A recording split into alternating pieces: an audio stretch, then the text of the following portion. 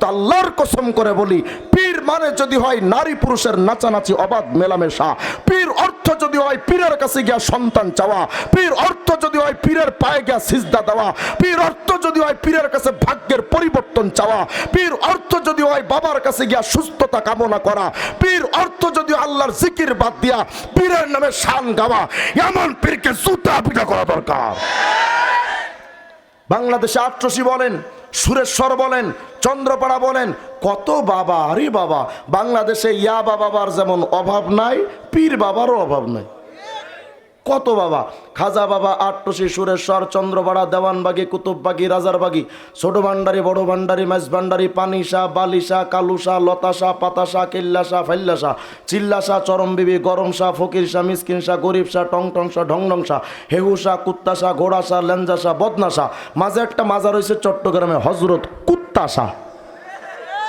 কিরে ভাই কুত্তাশা কে?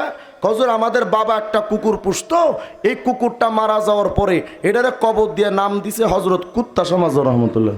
এখন পাবলিক ঢের কুত্তার কাছে গিয়ে কয় বাবা। আচ্ছা বলেন তো, কুত্তারে যদি কেউ বাপ ডাকে, কিসের বাচ্চা?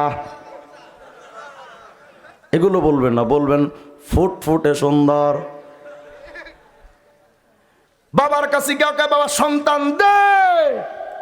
খবর নিয়ে দেখলাম বাবারই সন্তান নাই। কত কয়েন?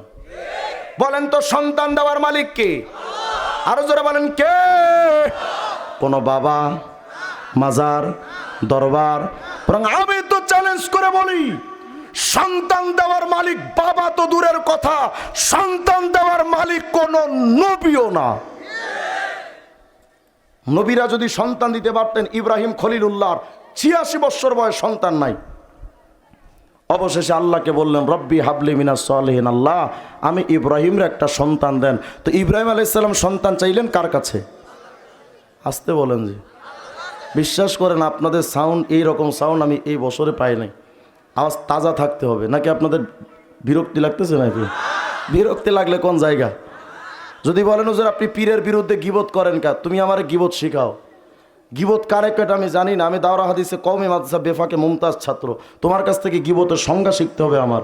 আচ্ছা এই এলাকায় যদি জুতা চোর আসে, মসজিদে যদি একটা জুতা তো চোর ধরা পড়ে, ওর কি গণধোলাই হয় না? ওর ব্যাপারে প্রচার হয় না যে জুতা চোর? কথা হয় না? যদি এই এলাকায় চোর ঢোকে, মাইকে এলান হয় না যে চোর ঢুকেছে, ডাকাত ঢুকেছে, ডাকাত হয় না প্রচার? এটা গীবত। এটা কি? সতর্কবাণী। বলেন এটা কি?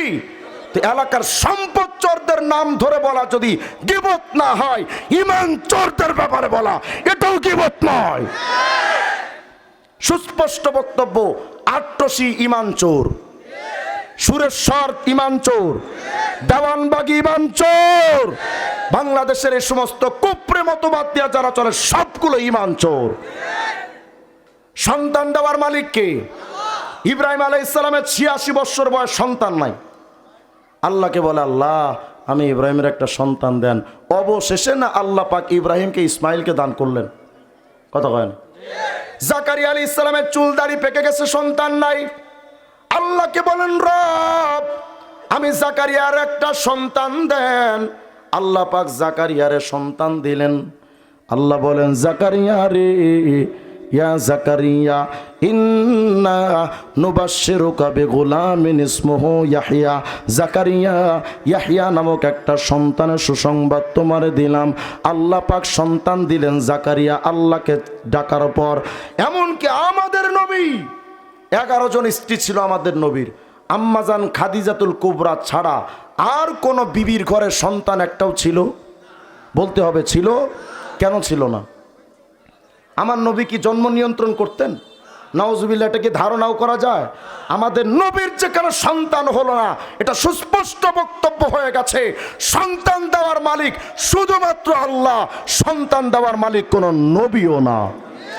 নবীরা যে কেন সন্তান দিতে পারে না, তোর পীর কেমনে পারে? বুঝা গেল ওটা পীর না, ওটা লুচ্চা। আস্তে কয় ওটা কি? যদি কোনো পীর কয় আমি সন্তান দিতে পারি, ওর পেছনে যুবকরা গোয়েন্দা ঢুকায় রাখবা, দেখবা গোপনে গোপনে হারামজাদা এলাকার মহিলাদের ইজ্জত নষ্ট করার ধান্দা করছে। অতএব কোনো কথা হবে না। যেই পীর কবে বলবে আমি সন্তান দিতে পারি, ভূমিকা ছাড়া গাছের সাথে বেঁধে জুতা পিটা করে পিঠের চামড়া তুলে দেওয়া দরকার।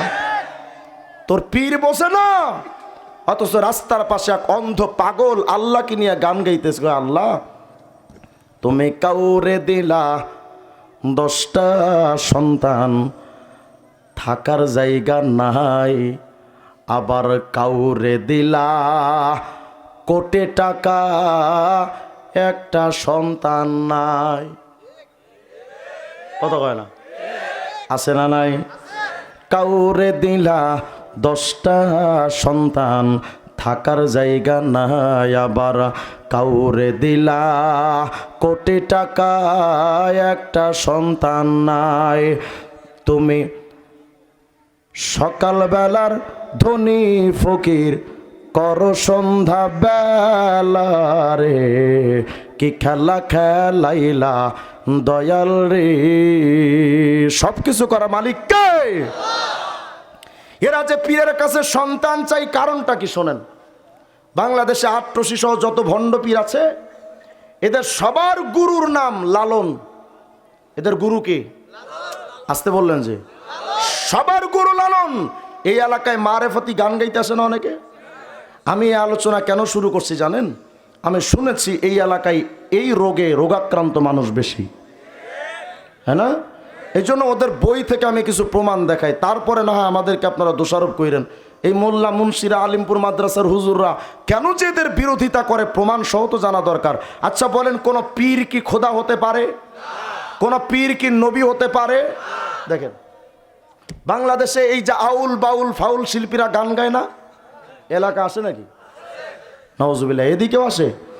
এই বাউলদেরকে যারা বাউল গান গায় এসে, এদের মূল ব্যক্তির নাম বাউল সম্রাট লালন ফকির। কে? লালন ফকির। এখন লালন যদি মুসলমান হয় আমাদের মানতে অসুবিধা, কিন্তু লালন যদি মুশরিক আর কাফের হয় আমরা মানতে পারি। তাহলে ওই লালনের কথা বলে এলাকায় যদি কেউ গান গাইতে আসে, তাহলে তাকেও জায়গা দেওয়া যাবে? দেখেন লালনে কি কয়। এই বইটার নাম অখণ্ড লালন সঙ্গীত। বইটার লেখক আব্দুল মান্নান, লালনের একান্ত মানুষ। লালনবাদের বইটা আমগো বই না। দেখেন লালনে কি কয়। এই বইটার 63 নম্বর পৃষ্ঠার মধ্যে গিয়া লালনের একটা গান লিখেছে। লালনের যত গান আছে সব এটার মধ্যে লেখা। দেখেন কি কয়। লালন কয়, যেহি মোরশেদ মানে যিনি পীর সাহেব, সেই তো রসুল। নওয়াজুবিল্লাহ 2 দিন পরে গিয়া পড়েন আপনারা। কয় যেহি মোরশেদ মানে যিনি পীর সাহেব, সেই তো রসুল, ইহাতে নাই কোনো ভুল, খোদাও সে হয়। এই যে এখানে লেখা, খোদাও সে হয়।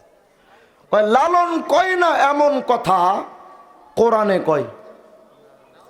আচ্ছা বলেন তো, এমন ঠাড়া বড়া গাঁজাখুরি কথা কোরআনের কোথাও আছে? আছে কোথাও? কিন্তু লালনে কয় যেই পীর সেই খোদা সেই রসুল। মুসলমান না বেঈমান? এখন বাংলাদেশে পীরের সংখ্যা যদি হয় 20,000, তাহলে খোদার সংখ্যা 20,000। কথা হয় না? এটা কি মুসলমানদের আকিদা না শিরকি আকিদা? বলেন বলেন, মুসলমানদের আকিদা না শিরকি আকিদা? এরপরে দেখেন, এটা হলো লালন দর্শন। এতক্ষণ তো বলল পীরি খোদা পীরি নবী। এই বইটার লালন দর্শন নামক বইয়ের 103 নম্বর পৃষ্ঠার মধ্যে গিয়া এই বাউল শিল্পীরা লিখছে, আগে বলেন তো, চিরঞ্জীব চিরসত্তা যিনি কখনো মরবেন না তিনি কে? তিনি কে? আল্লাহ পাকের কোনো মরণ আছে? চিরঞ্জীব চিরসত্তা মূল সত্তা আল্লাহ। এরা কি কয় দেখেন, বাউল শিল্পীরা কয় লালনকে কোনো ঐতিহাসিক ব্যক্তিত্ব রূপে ধরে নিয়ে আমরা এগোতে পারি না। আমাদের কাছে তিনি তথা লালন চিরন্তন শাশ্বত মূল সত্তা। নাউজুবিল্লাহ, আসতে বলেন আপনারা। তাহলে যেই বাউল শিল্পীরা লালনকে খোদা মনে করে তারা মুসলমান? মুসলমান। সুতরাং আজকে থেকে সুস্পষ্ট বাণী হলো, এই এলাকায় যদি আউল বাউল ফাউল কোন শিল্পী যদি এই এলাকায় ঢুকে ইসলামের নাম দিয়ে মুসলমানদের ঈমান চুরি করার জন্য যদি এদিকে ঢুকে যায়, আর প্রশাসন যদি তাদেরকে বাধা না দেয়, জুতা চোরের যেমন গণধোলাই হয়, ঈমান চোরদেরকে ধইরা জুতা দিয়ে পিঠা পিঠা চামড়া তুলে ফেলা দরকার। কোন লালনবাদ বাউল শিল্পীদের এলাকায় জায়গা হবে না। প্রস্তুত থাকবেন ইনশাআল্লাহ? আমাদের নবীর শরীয়ত ছাড়া আর কোন শরীয়ত মানা যাবে? লালনরা কি কয় দেখেন, অখণ্ড লালন সঙ্গীত বইয়ের 57 নম্বর পৃষ্ঠা। লালন কয়, মোরশেদ যা ইশারা দেয় বন্দেগীর তরিক সেই হয়। মানে পীর সাহেব যা যেভাবে বলবে ইবাদত বন্দেগী সেভাবে। নাউজুবিল্লাহ বলেন না। ইবাদত বন্দেগী পীরের কথা অনুযায়ী না আল্লাহ রসুলের কথায়? দেখেন এরা এই কথাটার ব্যাখ্যা লিখতে গিয়ে আবার স্পষ্ট করে লিখছে, মোরশেদ রূপে আল্লাহ যার জন্যে যে সাধন পদ্ধতি দান করেন সেটাই তার জন্যে পালনীয় অপরিহার্য ধর্মবিধান বা শরীয়ত। মানে পীর যেটা বলবে ওটাই শরীয়ত। এখন পীর যদি কয় তুমি ল্যাংটা হয়ে নাচো, ওটাই শরীয়ত। এই জন্য তো ওরা এখন আল্লাহকে মানে না। গত কয়েকদিন আগে ফরিদপুরের এক শিল্পী, কি আবুল সরকার না আবাল সরকার জানি, এ আবালে একটা গান বানাইছে, কয় আল্লাহ প্রেমের বান্দা হইয়া আমার বাইচা থাকার আশা নাই। নাউজুবিল্লাহ। আল্লাহ প্রেমের বান্দা হইয়া আমার বাইচা থাকার আশা নাই, তবে মুর্শিদে চাঁদের কাফের হইয়া আমি যেন মইরা যাই। মুসলমান আছে? আছে মুসলমান? এরপরে কয় কাবা ঘরের খাদেম হতে আমার মন চাইল না এই জগতে। ওর নাকি কাবা শরীফের খাদেম হইতে মন চাই নাই। কার? আবালের। তাহলে কি মনে চাই? কাবা ঘরের খাদেম হতে আমার মন চাইল না এই জগতে, তবে মুর্শিদে চাঁদের পায়খানাতে আমি যেন চাকরি পাই। কত বড় খাটাস চিন্তা করছেন? এরা এইগুলো গায়, বুড়া বুড়া মানুষ এই মারেফতের গানের দরজার সামনে গিয়া বুড়া বুড়া মানুষ বৈশা থাকে। কপাল ফাটা মুরব্বী, তোমার ইমান যে কেড়ে নাই তুমি টার পাও না। আজকে থেকে সিদ্ধান্ত চূড়ান্ত, এই এলাকায় বাউল শিল্পে আসবে আর জুতা দিয়ে পিটাবেন। প্রস্তুত থাকবেন ইনশাআল্লাহ? মুসলমানের ইমান নষ্ট করবে এমন কোন কুফরি আকীদার কাউকে ঢুকতে দেওয়া যাবে না। প্রস্তুত থাকবেন ইনশাআল্লাহ? বলেন তো আমাদের নবীর শরীয়ত ছাড়া আর কোন বিকল্প রাস্তা? ওই নবীকে তুমি বাদ দিয়া কোন দিকে দৌড়াও কও? তোমার নবীকে তোমার কাছে পছন্দ হয় না, তবে শুনো আমার আল্লাহর কাছে আমাদের নবী কতটা প্রিয়। জামে তিরমিজির হাদিস, খুশি হয়ে যাবেন, বলেন আল্লাহু আকবার। জালাসানা সুমিনা সাহাবী রাসূলুল্লাহি সাল্লাল্লাহু আলাইহি ওয়াসাল্লাম ইয়ান্তাজিরুনা। একদিন সাহাবায়ে কেরাম বসে, ওই কই যায়? মুত লাগছে? এটা সমস্যা, আমার জন্য সমস্যা। ফুটবল খেলার সামনে বইসা থাকেন, মেসি কখন একটা গোল দিবে এমন ওরা আগ করে চায় থাকে যেন ঠাড়া পড়ছে ওর উপরে, হ্যাঁ না? ঠাড়া পড়লে মানুষ যেমন একদিকে চায়া থাকে না, টিভির দিকে এমন চেয়ে থাকে যে কোনোভাবেই চোখ নাড়ানো যাবে না। এই যে বুঝি দিল গোল, ওখানে ঘন্টার পর ঘন্টা চলে গেল, মুখ লাগে না। আর মাহফিলে এসে বসলে একটু আকিস বিড়ির নেশা উঠলে দৌড় ওইটা না। আমার একটা রোগ আগেই বলে নিয়েছে, আমার একটা রোগ, একজন লোক উঠলে আমার মানে মেজাজটা এবং স্মৃতিশক্তিটা বিগড়ে যায়, ইন্তেশার হয়ে যায়। আল্লাহকে ওয়াস্তে আওয়াজ দিয়ে এখন আল্লাহু আকবার।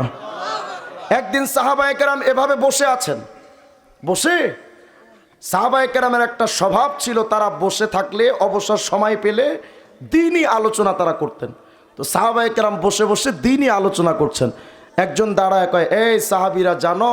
ওই কি, ইন্নাল্লাহা ইত্তাখাযা মিন খালকিহি খলিলা ইত্তাখাযাল্লাহু মিন ইব্রাহিমা খলিলা। এই সাহাবীরা জানো, জানো ইব্রাহিমকে দামি নবী, সমস্ত সৃষ্টির মধ্যে আল্লাহ একজনকে বানিয়েছেন খলিলুল্লাহ। সেই খলিলুল্লাহ ইব্রাহিম কি দামি নবী। আর একজন কয়, ওই মিয়া তা তো ঠিক, কিন্তু আদম ইস্তাফাহুল্লাহ, আদম তো আল্লাহ নির্বাচিত, সরাসরি নির্বাচিত মানুষ, আদম কি দামি নবী। আর একজন কয়ে জানো জানো ফামুসা কাল্লামাহু তাকলিমা, মুসা তো এমন দামি যার সাথে আল্লাহ সরাসরি কথা বলেছেন। তো মুসা তো কালিমুল্লাহ, একজন কয় আদম সফিউল্লাহ, আর একজন কয় ইব্রাহিম খলিলুল্লাহ, আর একজন কয় ফা ঈসা কালিমাতুল্লাহ রূহ, ঈসা তো আল্লাহর রূহ। আমাদের নবী ওখানে আসলেন, ফাসাল্লামা আলাইহিম, এসে সাহাবীদেরকে সালাম দিলেন। দিয়া নবীজি বললেন, এই সাহাবীরা, হ্যাঁ হ্যাঁ তোমরা যে আলোচনা করছিলে না, চমৎকার আলোচনা, তোমরা বলতেছো আদম সফিউল্লাহ, ইব্রাহিম খলিলুল্লাহ, মুসা কালিমুল্লাহ, ঈসা রূহুল্লাহ। হ্যাঁ আমি মুহাম্মদ এটা স্বীকার করি, আদম সফিউল্লাহ, ইব্রাহিম খলিলুল্লাহ, মুসা কালিমুল্লাহ, ঈসা রূহুল্লাহ। মাগার সাহাবীরা জানো আমি মুহাম্মদ আনা হাবিবুল্লাহ। মা মানাল হাবিব, হাবিব মানে কি? আরবি লুগাত খুলেন, আল হাবিব বামান আল মাহবুব। আল্লাহ যেন বুঝাইতে চান নবী গো, আদম তো সফিউল্লাহ, ইব্রাহিম তো খলিলুল্লাহ, মুসা তো কালিমুল্লাহ, ঈসা তো রূহুল্লাহ। মাগার নবী জানেন আদম সফিউল্লাহ হওয়ার পরও 200 বছর কেঁদেছেন আমি আল্লাহরে খুশি করবার লাইগা। ইব্রাহিম তো খলিলুল্লাহ, কিন্তু আমি আল্লাহরে খুশি করার জন্য নমরুদের আগুনে ঝাঁপ দিয়েছেন, নিজের সন্তানকে জবাই করতে পর্যন্ত উদ্যত হয়েছেন। মুসা তো কালিমুল্লাহ ঠিক, কিন্তু মুসা আমি আল্লাহরে খুশি করার জন্য নীল দরিয়ায় ঝাঁপ দিয়েছেন। ঈসা তো রূহুল্লাহ, এটাও ঠিক, কিন্তু আমি আল্লাহরে খুশি করতে নিজের জীবনটারে কওমের কাছে উৎসর্গ করে দিয়েছেন। আল্লাহ বুঝাইতে চান নবী সফিউল্লাহ বলো, খলিলুল্লাহ বলো, কালিমুল্লাহ বলো, রূহুল্লাহ বলো, ও নবী সবাই তো আমি আল্লাহরে খুশি করতে পাগল।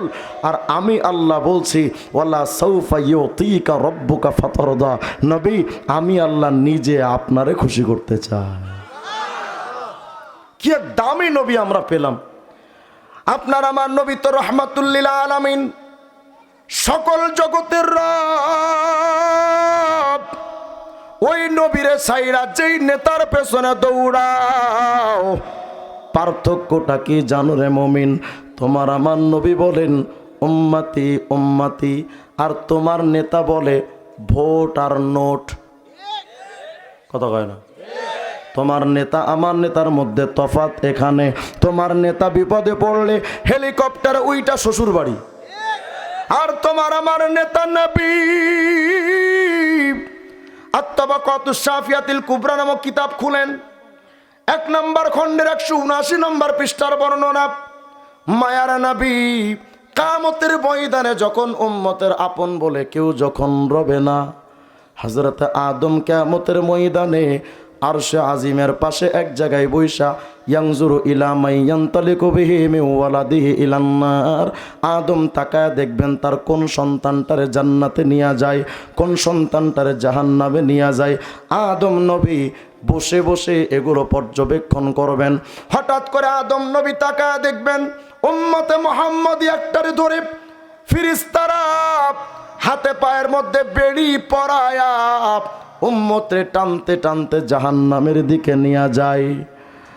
আদম পয়গম্বর ওই সময় চিৎকার দিয়ে ডাক দিয়ে বলবেন, ইয়া আহমদ, ইয়া আহমদ, মুহাম্মদ তুমি কই? কিয়ামতের ময়দানে মুহাম্মদ রে কোথায় পাইবা? হযরত আনাস বলেন, গো নবী কিয়ামতের ময়দানে আপনারে কোথায় খুঁজে পাবো বলেন? নবী আমার বলেন, আনাস রে কিয়ামতে যেখানে বিপদ আমি মুহাম্মদ সেখানে পৌঁছে রাতের গোড়াই খুঁজ, আমি নবী ওখানে অপেক্ষায় থাকবো। যদি আমারে পৌঁছে রাতের গোড়াতেও না পাও, আমারে তোমরা খুঁজে তালাশ করে দেখো মিজানের পাল্লার কাছে। এর আনাস যদি আমার ওখানেও খুঁজা না পাও, আমার হাউজে কাউসার গোড়াই তালাশ কইরা দেখো, আমি নবী হাউজে কাউসারের গোড়াই দাঁড়ায়া থাকবো। দুনিয়ার মানুষ বুঝো, একটা মায়ের অন্তরে সন্তানের প্রতি যতটা মায়া, তার চাইতে কোটি গুণ উম্মতের মায়া নবীর অন্তরের ভিতরে। শাহ ওলিউল্লাহ মুহাদ্দিসে দেহলভী তার কিতাবের মধ্যে লিখেছেন, যদিও কথাটার সনদ এখনো পর্যন্ত আমি পাই নাই। আল্লাহর নবী যেই দিন ইন্তেকাল করেন, মায়ার নবীর দেহ মোবারকটাকে লইয়া সাহাবীরা যখন কবরের মধ্যে নামাবেন, যেই কয়েকজন সাহাবী কবরে নামাইলেন, একে একে তো সবাই উপরে উঠে আসছেন। সর্বশেষ যেই সাহাবী কবর থেকে উঠবেন, ওই সাহাবী মনে মনে ভাবলেন, এই রহমতুল্লিল আলামিনের তো আজকে দুনিয়া থেকে বিদায়ের ঘন্টা বেজে গেল, নবী তো দুনিয়া থেকে চলে যাবেন। এতদিন তো পেরেশানিতে থাকলে অশান্ত অন্তরটাকে নবীজির চেহারার দিকে তাকায়া প্রশান্ত করে নিতাম। আজকে তো নবী বিদায়, আজকের পর তো এই রহমতের চেহারাটা আর কোনোদিন দেখতে পারবো না। জীবনের শেষবারের মতো আমার নবীর চেহারার দিকে তাকায়া লই। ওই সাহাবী বলেন, আমি যখন আমার নবীর চেহারার দিকে তাকাইলাম, আমি তাকায়া দেখি মায়ার নবীর ঠোঁট মোবারকটা এভাবে নড়াচড়া করতেছিল। কি বলতেছেন নবী? আমার কানটারে আমি মায়ার নবীর ঠোঁটের সাথে যখন লাগাইলাম, আমি শুনতে পাচ্ছিলাম মায়ার নবী কবরে শুইয়া ফিস ফিস আওয়াজ দিয়া বলতেছিলেন, ইয়া রাব উম্মতি,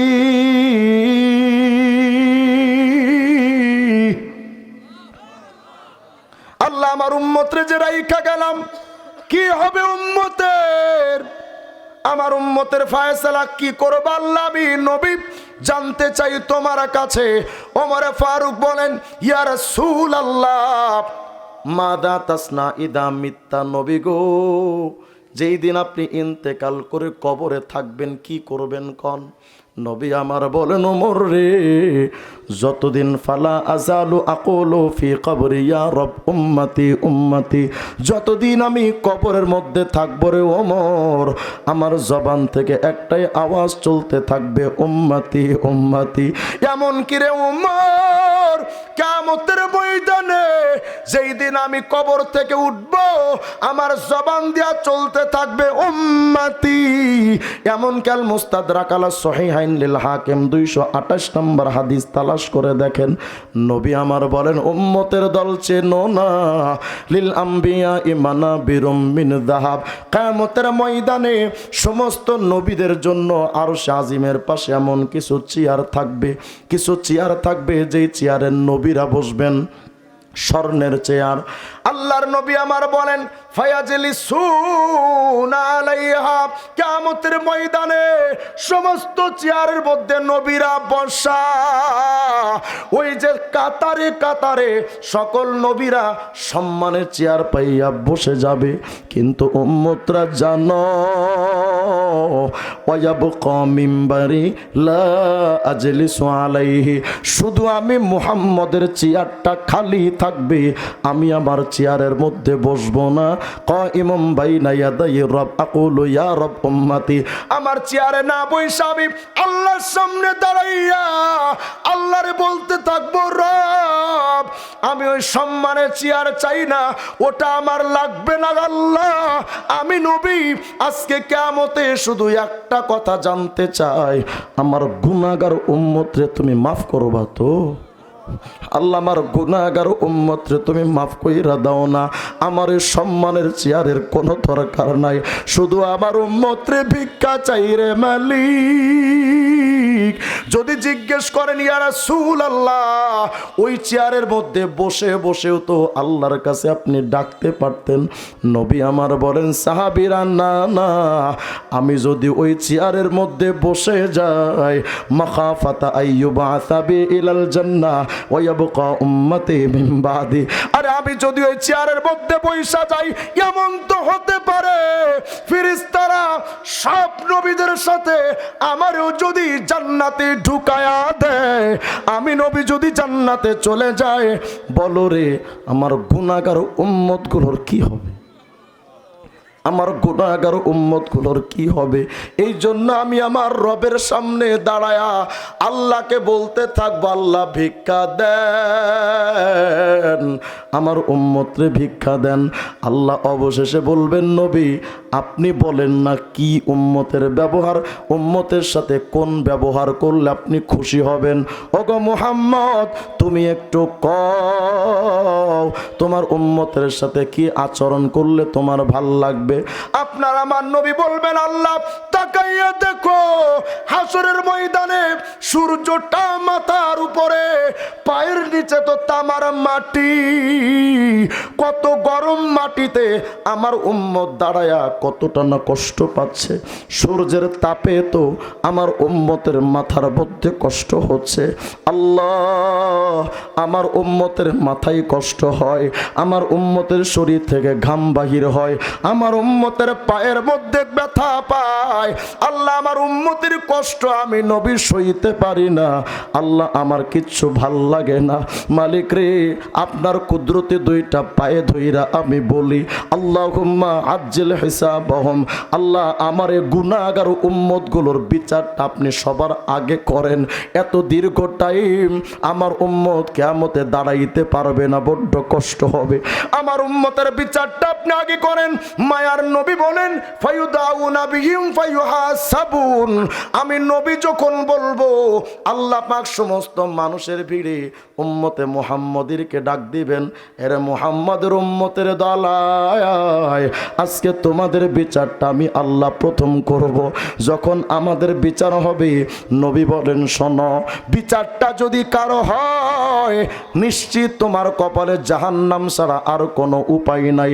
আপনি আমি বিচারের সম্মুখীন হলে যত গুনাহ করেছি নিশ্চিত জাহান্নাম ছাড়া উপায় নাই। যদি বলেন হুজুর এত গুনাহ করলাম কবে, এই যে মুখের দাড়িটা কাটো, যতক্ষণ দাড়ি এক মুষ্টি না হয় 24টা ঘন্টা জিনা করলে যে গুনাহ সেই গুনাহ হতে থাকে। এত গুনাহ আমাদের জিন্দেগিতেও অভাব নাই। মায়ার নবী বলেন, জানো ওই কিয়ামতের ময়দানে আমার উম্মতরে প্রথম বিচার করা হবে, কিন্তু বিচার যদি হয় নিশ্চিত তো জাহান্নাম ছাড়া কোনো উপায় নাই। এই জন্য নবী বলেন, উম্মতের দল টেনশন করিস না, সুসংবাদ আছে। আল্লাহু আকবার বলেন না। আল্লাহর নবী বলেন, ফামিনহুম মাইয়াদখুলুল জান্নাতা বিরহমাতিল্লাহ, প্রথম চান্সে আমার অসংখ্য উম্মতেরা আল্লাহর দয়ায় বিনা হিসেবে জান্নাতে চলে যাবে। আর বাকি যারা থাকবে ওয়ামিনহুম মাইয়াদখুলুল জান্নাতা বিশাফাতি, আর যারা থেকে যাবে এদের মধ্যে বিরাট একটা অংশরে আমি নবী সুপারিশ কইরা আল্লাহর কাছ থেকে ভিক্ষা নিয়া আমার উম্মতগুলোরে আমি জান্নাতি বানায়া দেব। কিন্তু বিরাট একটা অংশ থাকবে যারা জাহান্নামে আগের থেকেই চলে গেছে গুনার জন্য। নবী বলেন, উম্মতরা চিনো না আমি নবী রে, ফালা আজালু আশফা, আমি সুপারিশ করতেই থাকবো। আল্লাহ আমার বাকি উম্মতগুলা দেন, আমার বাকি উম্মতগুলা দেন। আমি আল্লাহর সামনে চাইতেই থাকবো, চাইতেই থাকবো, হাত্তা উতিয়া সিকাকাম বিরিজালিন কদ বইসা বিহিম ইলান নার, অবশেষে আমার রব আমার কাছে একটা কাগজ দিবেন। সুবহানাল্লাহ বলেন না। একটা কাগজ দিবেন, দিয়া বলবেন, মুহাম্মদ এই যে কাগজটা লও, হাত্তা আতিয়া মালিকান খাজিনান নার, আমি এই কাগজটা নিয়া আমার জাহান্নামে উম্মতরে জাহান্নাম থেকে বের করার আশা নিয়া হাঁটি হাঁটি পা পা করে আমি জাহান্নামের দারোয়ান মালিক ফেরেশতার কাছে এসে বলবো, মালিক ভাই এই যে আমার আল্লাহ একটা কাগজ দিলেন, দেখো রে মালিক এর মধ্যে আমার আল্লাহ কি লিখছেন একটু পড়ো না। মালিক ফিরিস্তা পইরা কবে, নবী কি আশ্চর্য ব্যাপার, মা তারাক্তালি নারিলে গাজাবে রব্বিকা মিন বাকিয়া, নবী আপনি এতটা আল্লাহর কাছে গ্রহণযোগ্য উম্মতের পাগল। ও নবী আল্লাহ এখানে যেন কি লিখেছে জানেন, যেন মালিক বুঝাইতে চান, নবী আল্লাহ যেন লিখেছে, মালিক রে যেই লোকটা আজকে তোমার কাছে কাগজটা নিয়ে গেল উনি কিন্তু সাধারণ কোনো মানুষ না, উনি উনি কিন্তু আমার হাবিবুল্লাহ মুহাম্মদ রাসূলুল্লাহ। এই মালিক আমার মুহাম্মদকে দিয়ে তো আমি জান্নাত উদ্বোধন করব, কিন্তু আমার মুহাম্মদ তো উম্মতের পাগল, উম্মত ছাড়া তো আমার মুহাম্মদ জান্নাতে যাবে না। মালিক তাড়াতাড়ি জাহান্নামের মধ্যে ঢুকো, যত উম্মতে মুহাম্মদি আছে সবগুলো বের করে মুহাম্মদ রে দে, মুহাম্মদ জান্নাতে যাবে। ওই নবী টুপিটা তোমার কাছে ভাল লাগলো না, ওই নবীটার দাড়িটা তোমার কাছে মজা লাগলো না রে যুবক, ওই নবীর পাঞ্জাবিটা তোমার আমার কাছে মজা লাগে নাই। তবে আল্লাহর কসম করে বলি, সুন্নাত নাজাতের পথ, বলেন সুন্নাত নাজাতের পথ, বলেন আবার বলেন, আবার বলেন। এটা পৃথিবীর শ্রেষ্ঠ ওয়াজ, শ্রেষ্ঠ ওয়াজ, এটাই পৃথিবীর, এই শব্দটা শ্রেষ্ঠ ওয়াজ। সুন্নাত নাজাতের পথ। আফসোস আর দুর্ভাগ্য, বুড়া বুড়া মানুষ খাবার সুন্নাত জানে না, শোয়ার সুন্নাত জানে না, চুল কাটার সুন্নাত জানে না, অজু গোসলের সুন্নাত জানে না।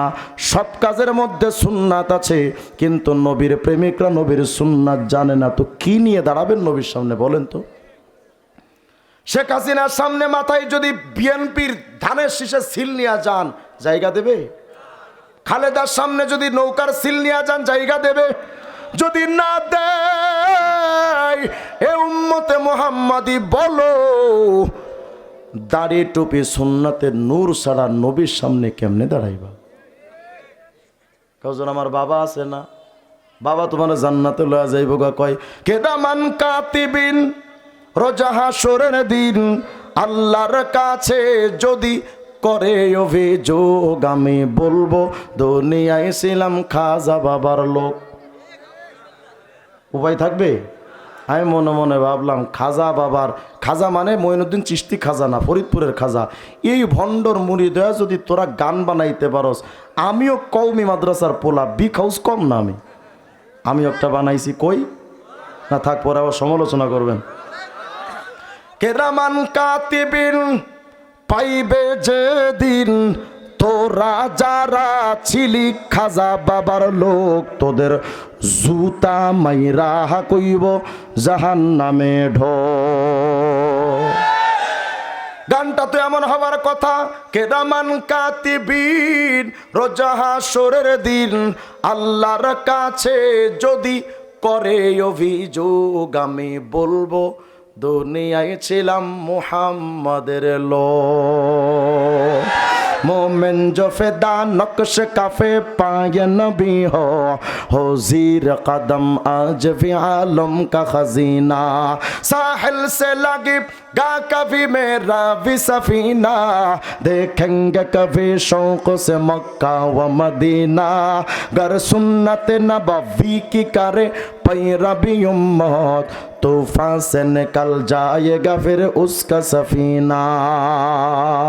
नूह नबीर সময়ে যারা নূহ আলাইহিস সালামের নৌকার মধ্যে উঠেছিল, যেমন তারা মহাপ্লাবন থেকে বেঁচে গেছে, উম্মতে মুহাম্মদি নবীর সুন্নাতের নৌকায় ওঠো আর দোজাহানে জান্নাতি বনে যাও।